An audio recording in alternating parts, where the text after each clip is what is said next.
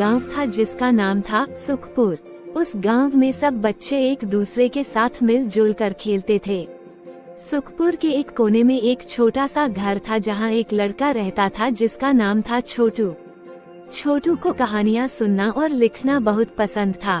उसके पास कहानी लिखने के लिए बहुत सारे कागज और एक ही कलम था। वो पेन उसके दादाजी ने उसको जन्मदिन का उपहार दिया था। एक दिन छोटू अपने कमरे में बैठा अपनी कहानी लिख रहा था। तभी उसने नोटिस किया कि उसका पेन पुराना हो गया है और उसमें स्याही खत्म होने वाली है। उसने सोचा कि नया पेन खरीदने मार्केट जाना पड़ेगा, लेकिन मार्केट काफी दूर था और उसके पास उतने पैसे भी नहीं थे। एक शाम जब छोटू अपने बगीचे में खेल रहा था, तभी उसने एक पुरानी किताब देखी जो उसके घर के पीछे पड़ी थी। उसने सोचा, ये किताब यहाँ कैसे आई? जब उसने किताब उठाकर देखी तो पता चला कि वो एक पुरानी जादुई किताब थी। उस किताब के अंदर कई पुरानी कहानियाँ और जादुई चीजें लिखी हुई थीं। एक पेज पर उसने देखा कि एक जादुई पेन का जिक्र था, जो कुछ भी लिखे वो सच हो जाता था। छोटू ने सोचा, अगर मुझे ये पेन मिल जाए तो कितना मजा आएगा। उसने वो पेज ध्यान से पढ़ा और पता चला कि वो पेन एक पुराने भूत बंगले में छुपा है जो गांव के बाहर था। छोटू को थोड़ा डर लगा, लेकिन उसने अपने दोस्त मुन्ना और पिंकी को भी साथ ले लिया। किशोरों ने तय किया कि वो मिलकर भूत बंगला जाएंगे और वो पेन ढूंढ कर लाएंगे। अगले दिन सुबह छोटू, मुन्ना और पिंकी अपने रोमांच के लिए निकल पड़े। रास्ते में उन्होंने कई मुसीबतों का सामना किया। उनको एक गहरी नदी को पार करना पड़ा, एक घने जंगल से गुजरना पड़ा और एक पहाड़ी भी चढ़ना पड़ा।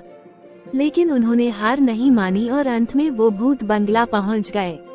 भूत बंगला सच में बहुत पुराना और भयानक लग रहा था। उसके अंदर अंधेरा था और हवाएं भी घूम रही थीं। छोटू, मुन्ना और पिंकी ने अपनी मशालें जलाईं और धीरे धीरे भूत बंगला के अंदर चले गए। अंदर जाते ही उनको एक पुराना सा द्वार मिला जहां एक अजीब सी पेंटिंग लगी थी। उस पेंटिंग में एक पुराना आदमी एक पेन पकड़े हुए था। छोटू ने पेंटिंग के पास जाकर देखा और पेंटिंग के नीचे लिखा था, यहाँ ढूंढो जहाँ छुपा है रहस्य, मिल जाएगा तुम्हारे जादुई साथिया। तीनों ने उस दरवाजे को खोलने की कोशिश की, लेकिन दरवाजा नहीं खुला। तब पिंकी ने देखा कि दरवाजे के एक कोने में एक छोटा सा बटन था। उसने वो बटन दबाया और दरवाजे धीरे धीरे खुल गए। अंदर एक छोटा सा कमरा था जहाँ एक पुराना संदूक पड़ा था। संदूक पर धूल जम गई थी, लेकिन उसके ऊपर भी वही जादुई पेन का निशान बना हुआ था। छोटू ने संदूक खोला और उसके अंदर एक पुराना लेकिन चमकदार पेन पड़ा था। उसने पेन उठाया और जैसे ही उसने पेन को हाथ लगाया, उससे एक अजीब सी रोशनी निकलने लगी।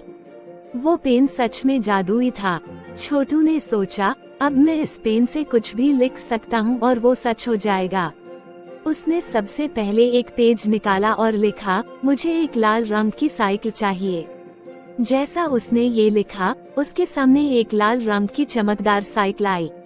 तीनों बच्चे खुशी से झूम उठे, लेकिन उन्होंने सोचा कि अगर ये पेन गलत हाथों में चला गया तो क्या होगा।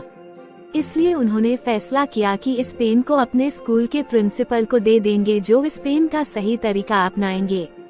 अगले दिन तीनों ने मिलकर अपने प्रिंसिपल को पेन दिया और सब कुछ बताया। प्रिंसिपल ने उनको शाबाशी दी और कहा कि उन्होंने बहुत अच्छा काम किया। प्रिंसिपल ने उस जादुई पेन का सही इस्तेमाल करने का वादा किया।